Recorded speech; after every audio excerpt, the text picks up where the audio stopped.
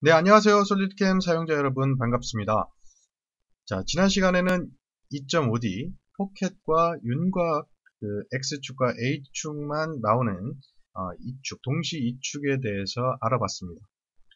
자, 이번 시간에는 동시 이축이 아닌 동시 사축을 보도록 하겠습니다. 실질적으로 움직이는 거는 동시 3축이 제일 많고요. 그 다음에 이제 링크와 링크가 연결이 된다면 동시 사축이 만들어지게 되죠. Z축까지 같이 움직이기 때문에 동시 사축이 이루어지는 겁니다. 자, 그래서 동시 사축에 걸맞는 그런 예제를 하나 이렇게 꺼내봤습니다. 자, 지난 시간의 것과는 다르죠. 모양 자체도 다르고. 자, 간단하게 한번 설명을 좀 드려보도록 하겠습니다. 자, 이런 원통이 하나 있고요. 중심이 이쪽인데 중심이 가운데 있습니다. 자, 중심에서부터 이쪽 끝 모서리로 연결되는 이 라인을 한번 그어봤습니다. 자, 이축, 동시 이축에서는 공구가 항상 중심을 향하기 때문에 공구가 이런 식으로 만들어질 겁니다. 위치하게 되죠. 그러면 이런 부분은 반드시 미절삭 구간이 생깁니다. 자, 반대로 약간 돌려서 볼까요? 이런 부분은 또 2.5D에서 사용하는 그런 모델, 형태가 되어 있어요. 그렇죠? 다시 한번 보게 되면, 자, 와이어프레임을 한번 보게 되면 중심이 여기 있는데 여기서부터 이렇게 연결이 되면, 자, 중심과 또 연결이 되는 것을 볼 수가 있습니다. 그렇다라는 것은 뭐냐? 이쪽은 위에서 아래 방향으로 그대로 내려오는 그런 모서리를 갖고 있는가 반면에 이쪽은 또 중심으로 이런 식으로 뻗어 내려오는 모서리를 가지고 있다는 뜻입니다. 이렇게 복합적인 그 모델은 단순하게 2.5D만 가지고는 가공을 할 수 없겠죠. 그래서 이 모델을 가지고 가공을 해보도록 하겠습니다. 자, 이 형태대로는 가공을 완벽하게 해낼 수는 없습니다. 왜 그러냐면, 자, 동시 오축이라는 기능을 사용하게 될 텐데, 동시 오축 같은 경우는 HSS와 상당히 유사한 기능을 갖고 있습니다. 그래서 얘는 많이 내려와 봐야 이 모서리까지밖에 내려올 수가 없습니다. 이 모서리. 그렇다고 한다면 만약에 여기에 자질구레하게 좀 남을 수가 있겠죠. 그래서 최소한 1mm 정도는 공구가 더 내려와서 작업을 해줘야 깔끔하게 면이 나올 겁니다. 그래서 이 가공하려고 하는 이 면을 조금 연장을 시켜줘야 돼요. 이런 면들을 좀 연장을 시켜줘야 됩니다. 그래서 여기서 사용하는 기능은 솔리드웍스에서 곡면에서, 자, 이쪽에 비활성화되어 있지만 이 곡면 늘리기라는 기능을 사용해서 곡면을 1mm든 2mm든 3mm든 원하는 만큼의 확장을 하도록 하겠습니다. 자, 먼저 확장을 하기 위해서는 이 면들은 분리가 먼저 되어 있어야 됩니다. 지금 현재 상태에서 이 서피스 이 면들은 단순하게 솔리드의 면이죠. 그냥 솔리드의 면이기 때문에 확장을 할 수가 없어요. 게다가 이 모델은 임포트 된 겁니다. 임포트 된 거기 때문에 솔리드웍스 원 모델이 아니죠. 그래서 이 모델은 확장을 할 수가 없습니다. 그래서 확장을 하도록 좀 바꿔보도록 하겠습니다. 자, 먼저 여기에 보이는 가공하려는 그 서피스를 컨트롤 키를 누른 채로 쭉 선택을 해줍니다. 이쪽도 이렇게 선택을 해주고요. 자, 다 선택이 됐죠? 이렇게 선택을 해주신 다음에 자, 곡면 붙이기를 선택을 합니다. 자, 곡면 붙이기는 뭐냐? 곡면, 서피스 이렇게 모델링이 된 여러 가지의 그 조각들이죠. 서피스 조각들을 하나로 이어준다는 겁니다. 자, 이어 붙이기, 곡면 붙이기를 이렇게 실행을 하고요. 잠시 임포트 피처라고 되어 있는 이 피처는 숨겨줍니다. 괜히 걸림돌이 되는 거죠. 이게 있으면 모서리가 제대로 안 잡히기 때문에 걸림돌 되지 말라고 잠시 숨겨주는 겁니다. 자, 곡면이 만들어졌기 때문에 곡면 늘리기라는 기능이 활성화가 된 걸 보실 수가 있습니다. 자, 곡면 늘리기를 선택을 하시고, 자, 이 아래 방향이죠. 아래 방향에 있는 이 모서리들 하나하나 선택을 해줍니다.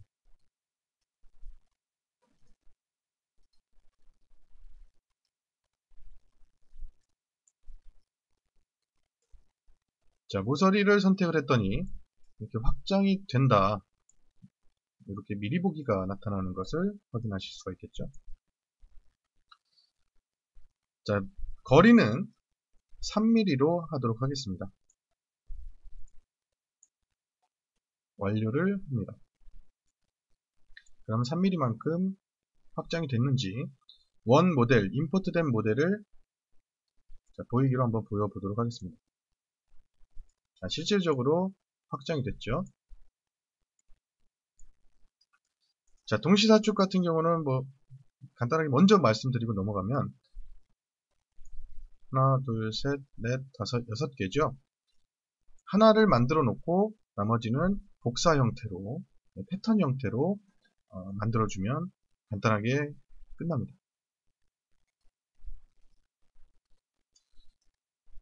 자, 이렇게만 만들어 놓으면 다 되는 게 아니고요. 물론 다 됩니다. 가공을 할 수 있는 그 툴패스는 나오기 때문에 G코드 나오는 데는 전혀 문제가 없기 때문에 전혀 상관이 없지만 이왕이면 시뮬레이션을 만들 수 있는, 시뮬레이션을 볼 수 있는 그런 환경을 만들어 주도록 하겠습니다. 그래서 소재를 만들어 주도록 할게요. 이쪽 면을 선택을 하고 스케치를 들어갑니다. 자, 요소 변환이라는 게 있습니다. 요소 변환 선택을 하시고 이쪽 모서리 선택을 해주시면 두 개의 모서리가 이런 식으로 요소 변환이 돼서 스케치한 것처럼 된 것을 보실 수가 있어요. 검은색으로 이미 완전 구속이 되어버렸죠. 자, 이렇게 선택을 해주시고 피처로 넘어가셔서 돌출 보스 베이스 선택을 합니다. 그러면 스케치한 면이 이쪽 면으로 튀어나오게 되죠. 10mm만큼 튀어나오는데요. 방향 반대 바꾸고 이렇게 하시는 것보다 자, 방향 1번에 블라인드 형태라고 되어 있는 이 부분을 클릭을 하시면 곡면까지라는 게 있습니다. 곡면까지라는 옵션을 선택을 하시고 자, 반대로 돌리셔서 이쪽 면, 반대면이죠. 반대면을 클릭을 해줍니다. 자, 반대면으로 클릭을 해주면 반대면까지 완벽하게 둘러싸는 것을 보실 수가 있어요. 자, 그리고 나서 이쪽에서 옵션 한 가지를 더 해주셔야 되는데 바디 합치기 이 옵션이 체크가 되어 있으면 안 됩니다. 이건 소재이기 때문에 바디 합치기가 돼버리면 두 개가 서로 결합이 돼버립니다. 그래서 이 가공할 수 있는 이런 빈 영역이 없어지게 되는 거죠. 그래서 따로따로 만들어주기 위해서 바디 합치기를 체크 해제하고 완료를 합니다. 자, 완료를 했지만 결국에는 안이 채워진 모습으로 볼 수밖에 없습니다. 소재가 이런 식으로 만들어졌기 때문이죠. 자, 그러면 얘를 잠시 안 보이게 하는 게 아니라 물론 안 보이게 하셨다가 켜셨다가 이렇게 작업을 하셔도 되겠지만 얘를 좀 투명하게 만들어 주도록 하겠습니다. 자, 보스 돌출 1번이라고 되어 있는 이것을 오른쪽 클릭을 하고요. 이쪽에 둥근 구 모양의 표현이 있죠. 표현을 클릭을 해보시면 바디가 있습니다. 바디를 클릭을 하시고요. 자, 처음에 기본이라고 선택이 되어 있죠. 기본이라고 되어 있는데 이것을 고급으로 바꿉니다. 자, 고급에서는 색상 이미지, 매핑, 표면 거칠기, 광도 이렇게 네 가지가 있는데 여기서 광도로 들어갑니다. 자, 광도 중에서도 아래에서 두 번째 투명도를 조정을 해주시면 자, 투명도를 조금씩 올려볼까요? 자, 투명도가 변하면서 안쪽에 있는 모델이 정상적으로 잘 보이는 것을 확인하실 수가 있습니다. 자, 0.7 정도가 제일 적당할 것 같습니다. 자, 확인을 눌러서 완료를 하고요. 자, 등각도로 돌려줍니다. 자, 이 상태에서 솔리드캠 신규 밀링으로 저장을 하고요. 내부 파일로 선택을 해주시면 되겠습니다. 확인. 자, CNC 컨트롤러는 지난 시간과 같이 Gmil, Haas, 4X, Eval이라고 되어 있는 이 CNC 컨트롤러를 선택을 해주시고 원점 똑같습니다. 면 선택에서 회전면 중심 옵션이 선택이 되어 있는 상태에서 자, 이 옆면을 선택을 해주시면 이쪽으로 원점이 생겨나는 것을 확인하실 수가 있고요. 반대로 변경을 하셔서 이쪽으로 변경을 해주실 수도 있습니다. 자, X축이 동심축과 일치를 해야 되기 때문에 Y축 기준 회전을 선택을 해서 Z축을 위로 올려주고요. X축을 동심축과 일치를 시켜줍니다. 확인.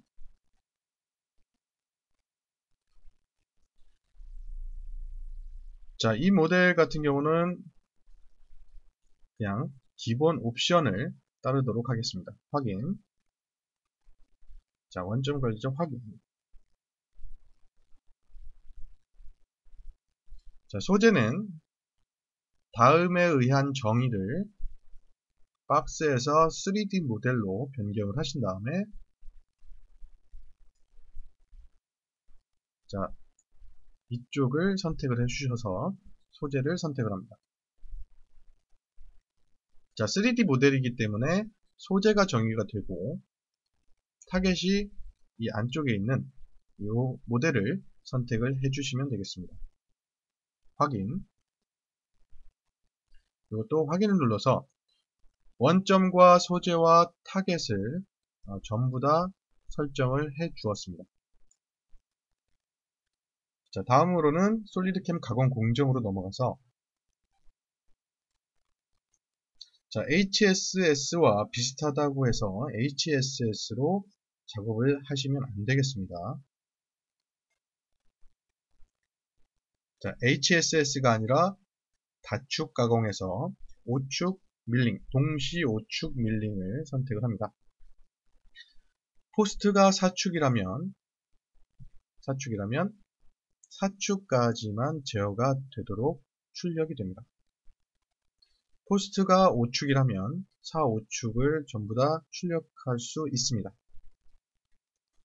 자, 가공 방법은 자, 모델이 평행하게 가공이 될 수가 없습니다. 그래서 인접한 두 커브 사이의 모핑, 이 다섯 번째죠. 다섯 번째 옵션을 선택을 하고요. 도형, 드라이브 서피스는 여기 보이시는 이 아래에 있는 이 면들을 하나하나 선택을 해주시면 되겠습니다. 순서는 상관이 없습니다. 그래서 총 9개의 서피스를 지정을 해주시고 완료를 합니다. 시작 모서리 커브. 시작 모서리 커브는 이 위에서부터 시작을 하죠. 이렇게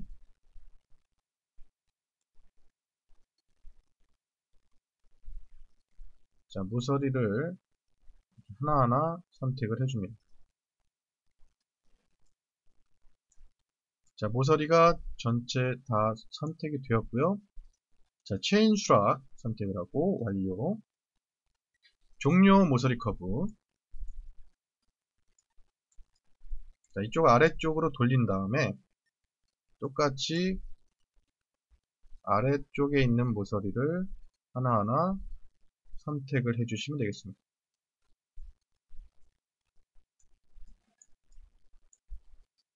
체인 수락 선택을 하시고 완료.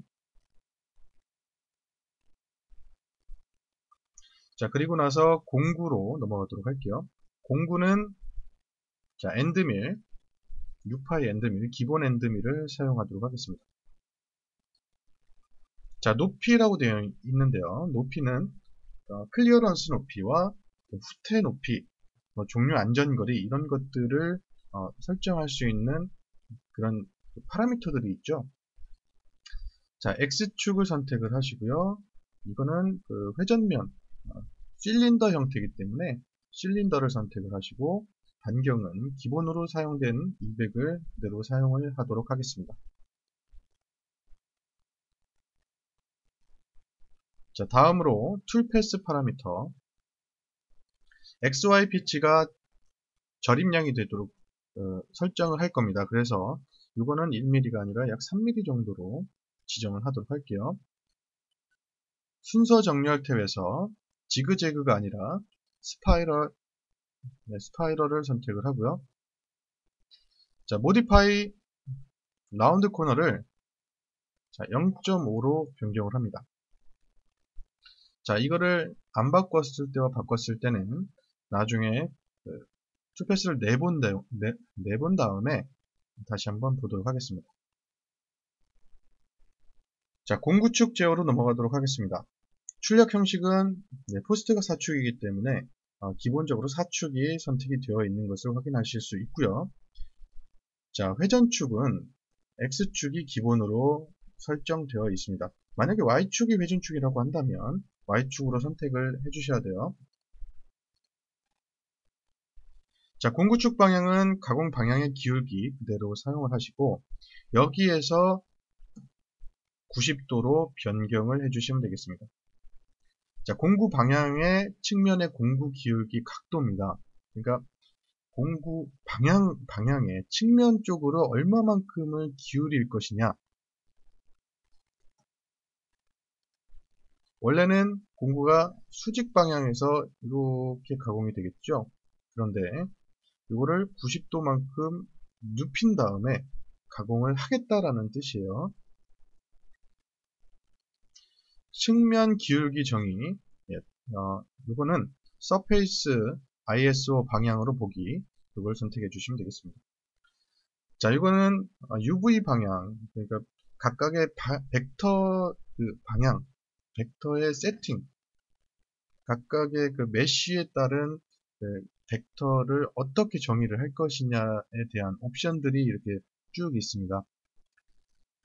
첫 번째 거를 선택을 하면 각각의 그 서피스의 그 각 경로마다 UV라는 그런 방향 벡터를 이용해서 정확하게 그 기울기를 표현을 해줄 수 있는 거죠. 그래서 첫 번째 옵션을 선택하는 거고요.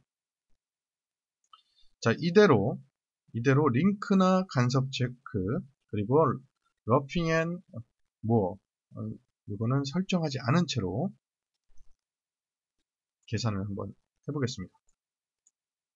자, 계산이 됐고요. 자, 계산이 됐는데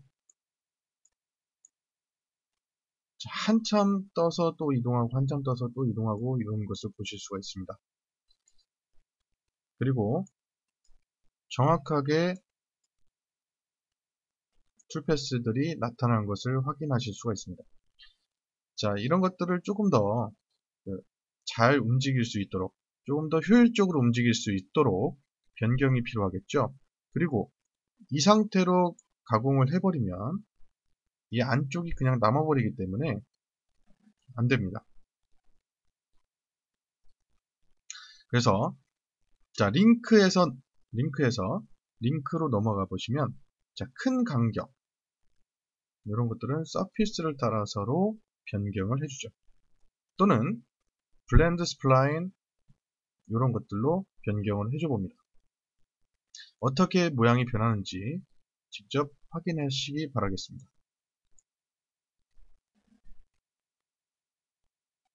자, 부드럽게 움직이는 것을 확인하실 수가 있어요. 자, 여기에 리드인, 리드아웃을 사용할 것인지 이런 것들도 직접 만들어 주시면 되겠습니다. 자, 간섭 체크, 요거 같은 경우는 간섭이 일어나지 않기 때문에 굳이 간섭 체크를 하실 필요는 없습니다. 자, 러핑 앤 모어 요거를 한번 보도록 하죠. 자, 가운데가 없기 때문에 다중 경로로서 가운데를 가공을 하도록 만들어 주셔야 됩니다. 그래서 다중 경로 사용을 체크해 주시고 경로의 수는 뭐 3개 정도 또는 5개 정도 좀 크게 만들어 주신 다음에 간격은 2mm다 이렇게 세팅을 해 주시면 어떻게 되는지 한번 보겠습니다.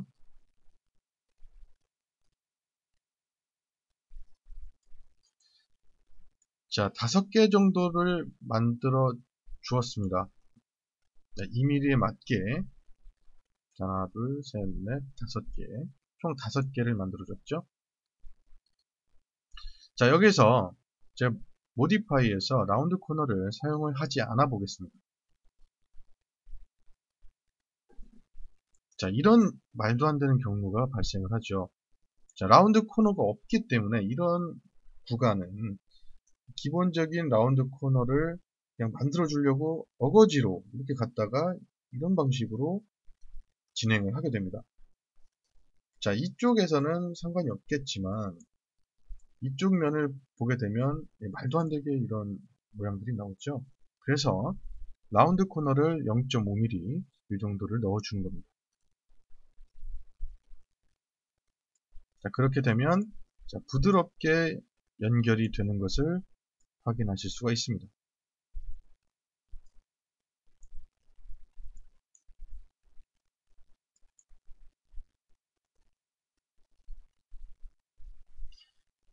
자, 여기에 또 다르게 또 하나 더 보자면 이런 부분이죠. 자, 이런 부분을 보게 되면 전혀 가공을 하지 않는데 에어 커팅이 발생을 합니다. 이렇게 발생을 하게 되면 조금 더 비효율적이죠. 그래서 자, 소재 정의로 들어갑니다. 이걸 위해서 소재를 만들어 주었다고 해도 과언이 아니겠습니다. 자, 아래와 같은 소재 정의로 공절삭이라고 되어 있네요. 에어커팅이죠. 에어커팅을 최소화하겠다. 자, 축소로 할 것이냐, 펼치기로 할 것이냐. 펼치기로 한다면 기본 소재보다 약간 더 큰 부피로 옵셋을 하겠다는 거군요. 그래서 여기에 있는 이 파라미터를 1mm로 한다면 1mm만큼 소재가 더 커진 형태로 그 가공 경로들을 트림을 하겠다는 뜻입니다. 자, 축소로 가볼까요? 축소도 마찬가지입니다. 축소는 말 그대로 축소죠. 1mm를 하게 되면 지금 현재 있는 소재보다 1mm가 작아진 형태에서 트림을 하겠다. 이런 뜻입니다. 자, 이거는 사용자 분들께서 선택사항으로 몇 번 다른 것을 통해서 해보기를 권장하겠습니다. 여기서는 0으로 놓고 확인을 누르고 저장과 계산을 해보도록 하겠습니다. 자, 그랬더니 아까보다는 조금 더 에어 커팅이 줄어든 것을 확인하실 수가 있습니다. 만약에 축소로 해서 1mm만큼 축소를 했다. 그러면 조금 더 줄어들겠죠? 네, 조금 더 줄어들었습니다. 자, 시뮬레이션을 한번 보도록 하겠습니다.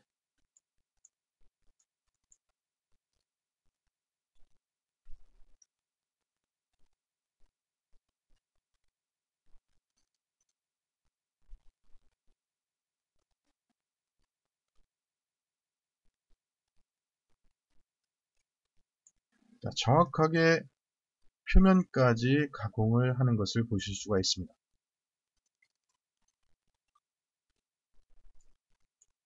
자, 여기까지 보도록 하고요.